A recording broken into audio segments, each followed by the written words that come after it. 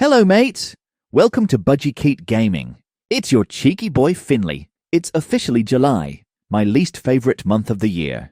My God, the heat is almost unbearable this time of year. So what better way to spend the month than sitting on your ass with the air conditioner on full blast while you play some new games?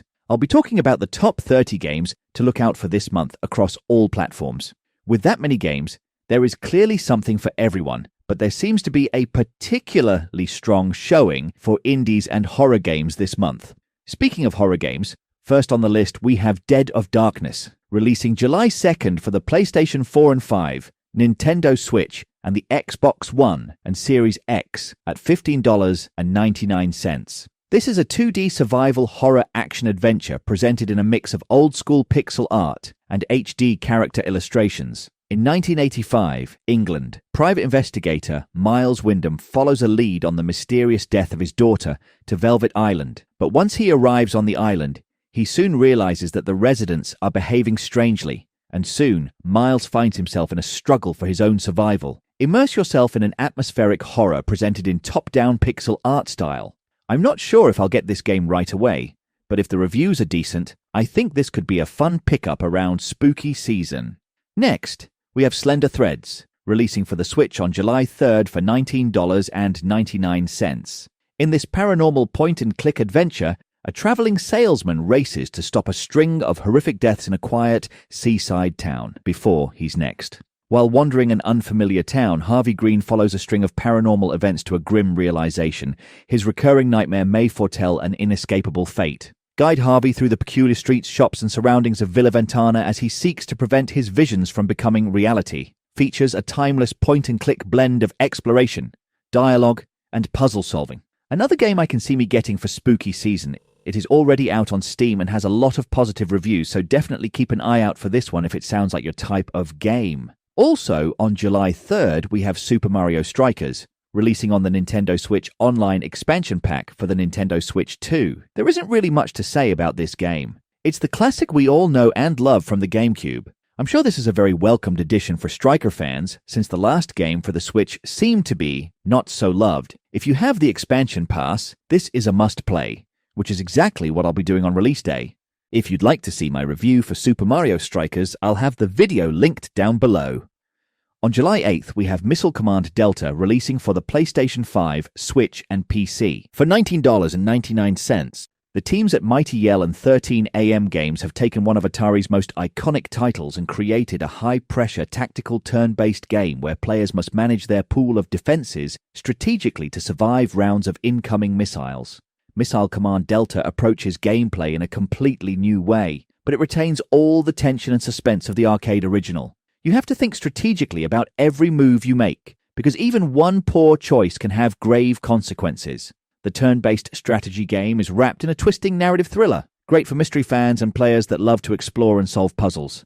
Wrapped in a high-stakes narrative puzzle, read every document, watch your every step, and ace every puzzle. Next, we have Everdeep Aurora, releasing July 10th for the Switch and PC. For $19.99, an ongoing apocalyptic meteor shower has forced the world's population to settle underground. As Shell, a feline child who awakens to find her mother missing, you will drill downward into the depths to discover a hidden subterranean world and its inhabitants. This narrative exploration and platform game inspired by 16-bit aesthetics will take you back to the simplicity and excitement of the classics of that era. There's a vibrant and dynamic world to explore and lots of peculiar characters to meet and varied puzzles to solve. As you descend, your decisions determine Shell's route through the depths, from secret caverns to sprawling underground dwellings. On July 10th, we have Bad End Theater on PlayStation 4 and 5, Xbox Series X, Xbox One, Switch, and PC, priced at $9.99. Select your protagonist and explore a variety of terrible fates. The decisions you make in one story will affect the others. You can toggle these behaviors to open up new paths. Unfortunately, every path leads to a bad ending. The marketing is pretty vague, but I'm very much intrigued. Serenity Forge almost never misses, so I'm pretty confident this will be a good game. Another July 10th release, we have Islanders, New Shores, releasing for the PlayStation 4 and 5, Xbox systems, Switch, and PC. Priced at $9.99. Build your dream cities across 50 unique levels. Explore over 44 building types across 6 diverse biomes, each available in 4 vibrant color variations, letting you customize your strategy and create truly unique cities. Choose your mode of play: high score mode for those who love a competitive twist, or sandbox mode to let your creativity run wild. New features from the previous installment include photo mode, dynamic scoring systems, and a visual overhaul. And the last game on the 10th is System Shock 2, the 25th anniversary remaster for PS4 and 5, Xbox systems, and Switch, priced at $29.99. It is already out for the PC and has been getting good reviews on the Steam page. As you awake from cryo-sleep on the FTL ship Von Braun, you are unable to remember who or where you are, and something has gone terribly wrong. Hybrid mutants and deadly robots roam the halls, while the cries from the remaining crew reverberate through the cold hull of the ship.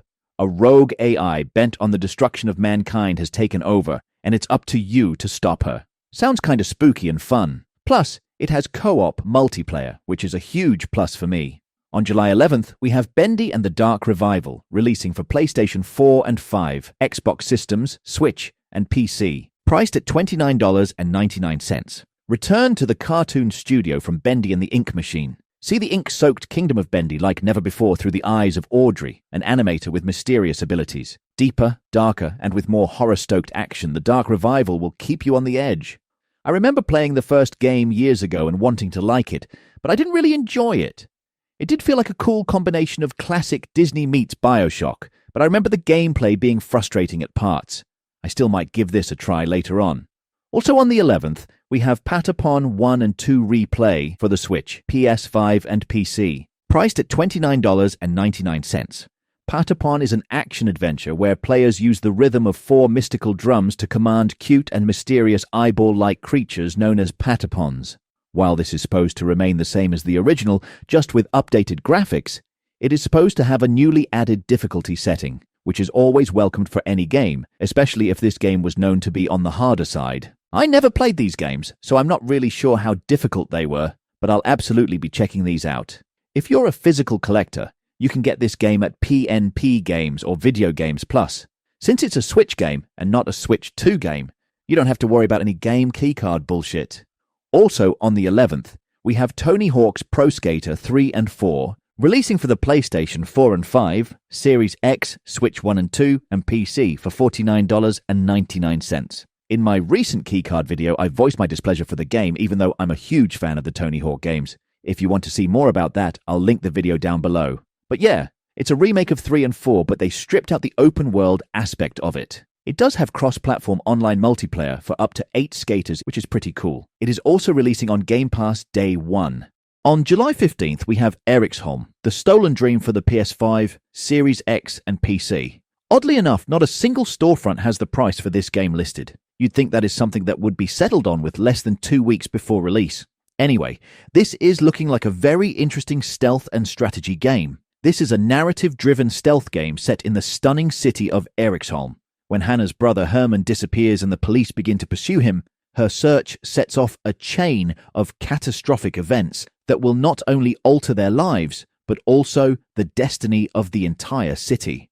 Join your allies, outsmart relentless enemies, and use your cunning to uncover the truth behind Herman's disappearance, where greater powers are at play than you ever imagined. I'll definitely be keeping an eye out for this. Also on the 15th, we have Dungeons & Dragons Neverwinter Nights 2 for the Switch, PS5, and Series X at $29.99. This massive game offers all expansions from the original game, which includes 4 unique campaigns and over 100 hours of gameplay. A meaty RPG for only $30 is a steal, assuming it comes out decent. It is a game that is nearly 20 years old, so there will be jank, but sometimes that adds to the charm. Either way, definitely worth keeping an eye out for this one if you're an RPG fan. On July 17th, The Wandering Village finally leaves early access after nearly 3 years. Not only that, but it'll be releasing on all platforms, which is pretty awesome since it was on early access for only the PC and Xbox, priced at $29.99. I haven't really followed this game since I have zero interest in early access games, but now that it is releasing, I might have to check it out. It looks like an interesting mixture of survivor and village building combination. This looks like the type of game that'll be a huge hit within the cozy gaming community. Also on the 17th is the biggest release of the month, Donkey Kong Bonanza, exclusively for the Switch 2 at $69.99.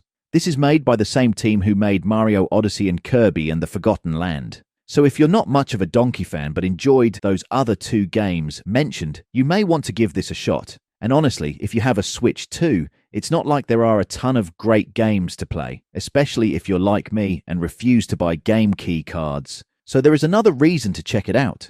But honestly, it looks like a great game to consider purchasing, even if there was tons of stuff to play. I don't want to make it sound like the lack of games on the Switch 2 is the only reason to play it, even if it is a big reason. While most people will be playing Donkey Kong on the 17th, I'll most likely be playing Anomaly Collapse instead, releasing for the Switch at $19.99, but also came out on the PC last year. Anomaly Collapse is a turn-based roguelite strategy game that thrusts you into an innovative one-dimensional battlefield grid where movements are minimized but strategy is maximized. Plan your moves and outmaneuver your foes by mastering the art of flanking, backstabbing, and cornering them in thrilling face-offs. You can currently get it on sale on both the Switch and Steam. I normally don't advocate for pre-ordering, especially on the Switch, but it has very positive reviews on Steam, so it should be a safe bet. Also on the 17th, we have RoboCop, Rogue City Unfinished Business on the PS5, Series X, and PC. While it shares a name with the last RoboCop, this isn't exactly DLC. It is described as halfway between DLC and a full sequel. Luckily, this is standalone, so you don't need the original game to play this.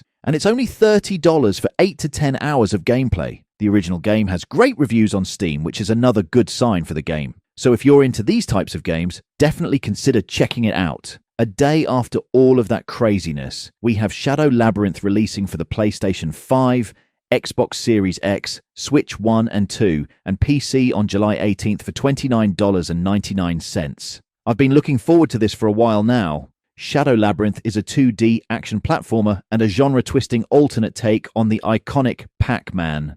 As Swordsman number 8, awoken by a floating yellow orb, Puck, on a mysterious planet amidst relics of wars past, you are chosen to become the instrument of its will. To survive, you will discover many secrets, consume your enemies, and grow from prey to the apex predator as you embrace your true purpose. The description refers to it as a 2D action platformer, but from the trailers I've seen, it looks very much like a Metroidvania 2D game. It looks like the only way to get this physically is to buy a special edition of the game, which costs $59.99. I'm a little disappointed with that decision because I don't want most of the extra stuff, except the pins. Those are pretty cool. Either way, I'm super excited to play this. On July 22nd, we have Mysk, A Tiny Tale coming to the Nintendo Switch, and on PC a week later, priced at $19.99. Meet Buddy and Bag Boy, two tiny robots with big hearts and an even bigger mission, spreading joy wherever they go. After a mysterious explosion rains golden cogs and trash from the sky, the duo must work together to restore each village and uncover the secret behind the blast. Scrub mess, collect trash, and lend a helping hand as you explore a familiar world from a tiny perspective. The gameplay seems to mostly consist of cleaning up the village and collecting objects in this adorable world that looks very much like Pikmin. I'm looking forward to trying this one out. Also, on the 22nd, we have Luto, coming to the PlayStation 5, Series X, and PC. Another game that doesn't have its price listed on storefronts, but there is a physical release in September that cost $39.99. Luto is a psychological horror experience where you take on the role of someone unable to leave their home. Every attempt to escape will lead you deeper into the unknown, where nothing is as it seems, and everything will test your senses. I like how surreal this game is looking. If they can nail the scares with this art style, I think we could have a very unique horror game on our hands. The trailers are reminiscent of the PT demo we got years ago, which is a huge plus. Also, on the 22nd, we have Monument Valley 3 coming to the PlayStation 4 and 5, Xbox Series XS, Nintendo Switch, and PC for $19.99. Now, we'll finally have the trilogy available on all modern systems. I haven't played any of these games even though I had some interest in Part 1 and 2, but 3 is looking particularly good. The art looked good in the last 2 games, but it is really standing out in this new installment. The developers are hinting at new updates coming to this game, so maybe we'll get even more puzzles down the road. This game, and series for that matter, looks like a no-brainer for anyone who enjoys puzzle and/or cozy games. I am considering playing and reviewing all 3 games sometime this month. On July 23rd, we have Doronko Wanko coming out for the Switch. It doesn't have a page up on the eShop, so hopefully it'll still come out this month. I couldn't find a price either. It's free on PC, but I highly doubt that'll be the case for the Switch version. Basically, you're a cute pup trying to cause as much damage as possible. Any game where the main mechanic is to cause chaos is my type of game. The only issue is it looks a bit janky in this trailer. It does have amazing reviews on Steam, so it is a good game. I think it'll all come down to the way it performs on the Switch, and if it'll get a performance boost on the Switch too. On the same day, we have Wheel World coming to the PlayStation 4 and 5, Xbox Series XS, and PC. Sadly, no price available for this game as of yet. Dive into Wheel World as Cat, a rider chosen by ancient cycling spirits, race elite teams, trick out your bike, and perform the long overdue Great Shift ritual to save a universe on the brink. I'm wondering if the customization is purely cosmetic, or if it affects the way your bike feels. Either way, another game this month that looks fantastic. I absolutely love the art style. I might be picking this up on release day. I'm really excited for this one. On the 24th, we have Super Mario Party Jamboree, exclusively for the Nintendo Switch 2. This is an expansion along with a Switch 2 update. If you just want the upgrade, it'll cost $19.99. If you want to get the full game for the Switch 2, it'll cost $79.99. I'm not sure if you've seen my past videos, but if not, I'm having very mixed feelings about the expansion. As much as I loved the base game, this, I don't know. If you'd like to see more about my opinions on it, I'll link the video down below. On the same day, we have another iffy-looking game. Killing Floor 3 on the PlayStation 5, Xbox Series XS, and PC for $39.99. The last game in the series was a ton of fun. I actually spent a lot of time with it. Gameplay was frantic. The maps were great, especially with the Christmas update. But I've heard some questionable things about this game when it was in beta testing. They've had plenty of time to fix it. So if they did, and it feels like the second game, then I think it'll be worth getting. Just a heads up, if I'm showing a game that I think looks a little iffy, it is because I am skeptical of it, but think it has potential. On the 25th, we have No Sleep for Konami Date from AI The Somnium Files for the Switch 1 and 2 and PC, costing $39.99. No Sleep is the third game in the series and is centered around a mysterious UFO story where you conduct investigations, solve escape game puzzles, and sink into the dreams of potential suspects. It sounds intriguing, but I have the other 2 games on the PS5 and won't be buying this until it releases on the PS5. Also, don't buy the Switch 2 version. Fuck keycards. On the 29th, we have Tales of the Shire, a Lord of the Rings game for the PlayStation 5, Series X, Switch, and PC at $34.99. I already know this game is going to suck on the Switch, but I'm hoping it turns out decent on the other systems. With seasonal crops, fishing, weather effects, and loads of customization, this game has potential to be the next go-to game for cozy gamers. But with numerous and lengthy delays, it isn't looking promising. Here is hoping it can live up to fans' expectations, because I know there has been a decent amount of hype for this game, particularly in the cozy community. Also, on July 29th, we have Mado Monogatari, Fire, and the Wondrous Academy on the PlayStation 4 and 5 and Switch for $49.99. I probably messed that name up. Anyway, this is a turn-based RPG dungeon crawler. Apparently, this is a series that is pretty popular in Japan, and this is supposedly the first time this franchise has come to the West. I thought I'd show it, since there is some hype behind it. To me, it looks like it is one step above mobile games, but I guess I'll see how it turns out once reviews start to come in. $50 for this seems a bit steep as well. Also on the 29th, we have Day of the Shell for the PlayStation 5, Series X and Switch for $14.99. Day of the Shell is a fast-paced tactical roguelite where each turn is played in a single click. This game is getting a little bit of buzz in the indie scene and is described as a faster-paced roguelite version of XCOM. There is a demo available for all platforms and a prologue on PC. I'm not sure how that differs from the demo on the consoles. The demo also carries over your progress to the full game if you decide to buy it. I'm going to have to try the demo, but it is looking very promising. Now we have Nocturne on July 30th for the Nintendo Switch and Series XS for $24.99. This has been out on Steam for over a year now and has insanely positive reviews. It is a hybrid of action RPG and visual novel, but seems to lean heavier on the visual novel aspect. This is looking like a good game for someone who wants to test the waters with visual novels, but isn't exactly sure how they feel about them. Either way, it looks interesting, but I find it very weird that this is getting an Xbox release, but not a PlayStation release. Last on the list is Ninja Gaiden, Ragebound, releasing for every modern system on July 31st for $24.99. I'm not a huge fan of difficult games, but holy hell, this looks very good. Bringing the series back to its roots, Ragebound is a 2D action platformer. The description says, the brutal, nostalgia-filled aesthetic of Ninja Gaiden pays homage to the past while pushing the boundaries of modern pixel art, making every battle a feast for the eyes. So definitely expect a difficult game if you plan on picking this beautiful-looking game. All right now, that was a long one. If you're still here, I truly appreciate it. If you found any of this helpful or enjoyable, please hit that like button and subscribe button. It's a huge help to really small channels like mine. What is your favorite game on the list? Are there any games this month that you plan on getting? Or are you waiting it out for a game coming around the corner next month? Let me know down in the comments. Until next time, take care, mates.